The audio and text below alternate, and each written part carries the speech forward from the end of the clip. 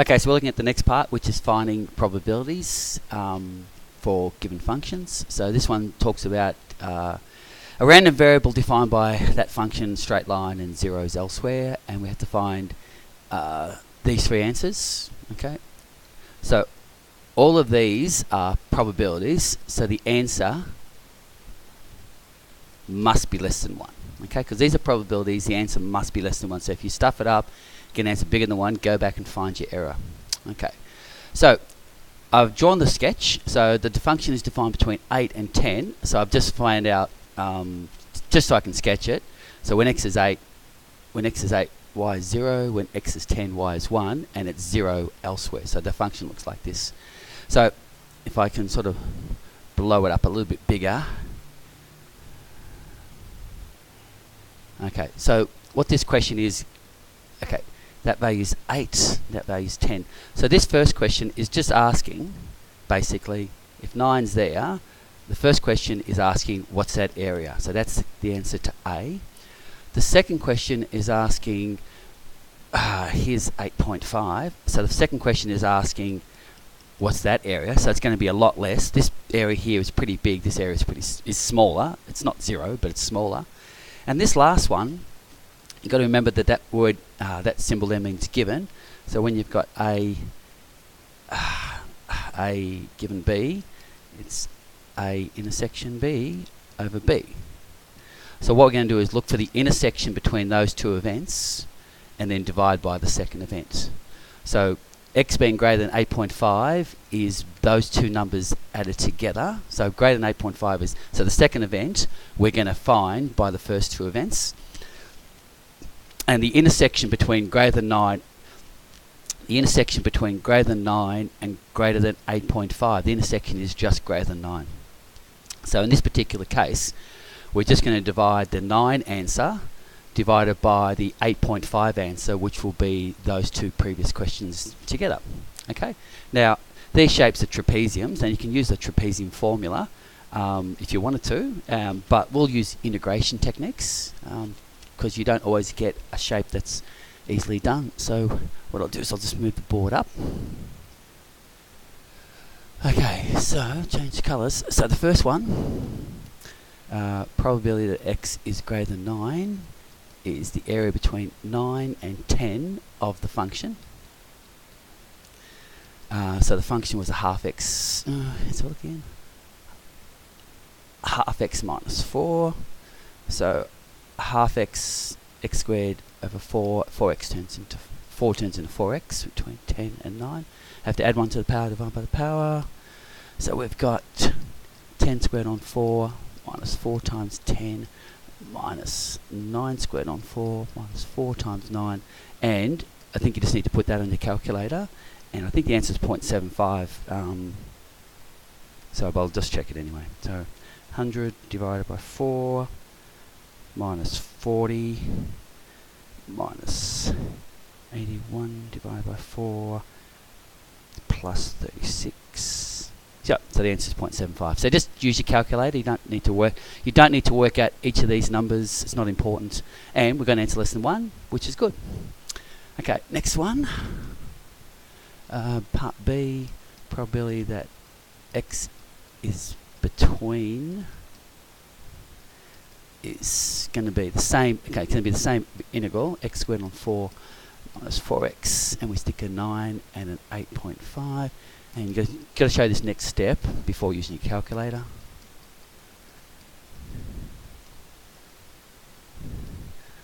.5 squared on 4. Oh, is it? It was 8.5. Hang on.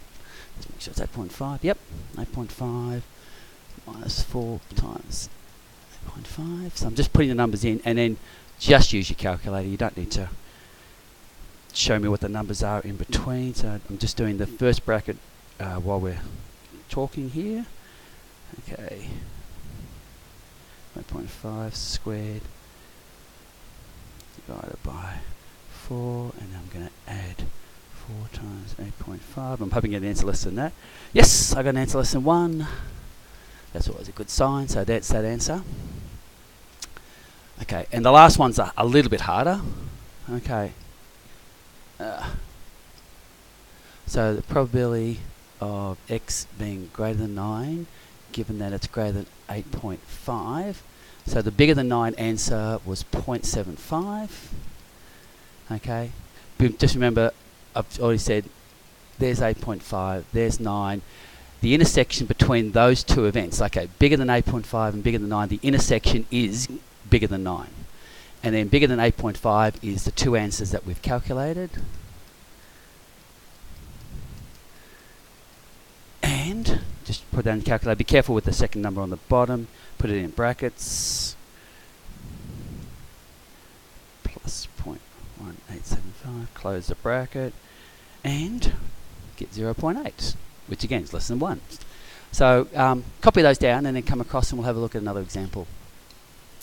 Okay, so just a reminder, you can have other functions. So just remember, if we've got exponentials, okay, we can only integrate if their function is a linear function, like, e to the 2x minus 3. If it's e to the x squared plus 1, we can't integrate easily. So we're just going to have ones with the simple ones. So e to the fx integral is e to the fx divided by f dash x plus c. Like the c was not going to worry about because you're going to be doing values and the c will disappear. And the other one with trig. Okay, just a reminder, if the function is sine, the derivative is cos. So what I've got, and cos goes to minus sine. So what I'm saying is, if we're going from, if we're trying to find the integral, sine, if we got the answer sine, then we must have had minus cos, and if we got the answer cos when we integrate, so these are the integrals. Okay? You'll probably put that on your cheat sheet. Come across when you're ready. Okay, so what we've got is a function, this time with exponentials. We need to draw the function and then find the probability that x is less than 3. Just remember, the answer must be less than 1. If you get an answer bigger than 1, you have stuffed it up. Okay, so let's have a look at drawing a function. Okay, exponential with a negative, which means it's going to decrease. Okay, so it's going to look like this. Okay, so that's fx, and that's x. To find that value, we put x equals 0. So if x equals 0, half of 0 is 1, so e to the 1. So e to the 0 is 1, so that value is a half. Okay, so we've done the first one. So in this particular thing, it goes to infinity, but we just want the answer. There's x is 3, and we're just trying to find that area there. So that's what the question's asking. Okay, so probability that x is less than 3 is the integral from the function is defined. I think it might be. I might need to put an equal sign there. 0 to 3 is that area of e to the minus a half x dx. Okay, just move up a bit. Okay, so we've got e to the minus a half x divided by minus a half from 3 to 0. That number is the same as minus 2 out the front. Dividing by a fraction is the same as multiplying by the reciprocal. E, so I'll put the numbers in. Minus 1.5 minus e to the 0, something like that. Okay, now just use your calculator to calculate that value. So you've got to find your E button on your calculator somewhere.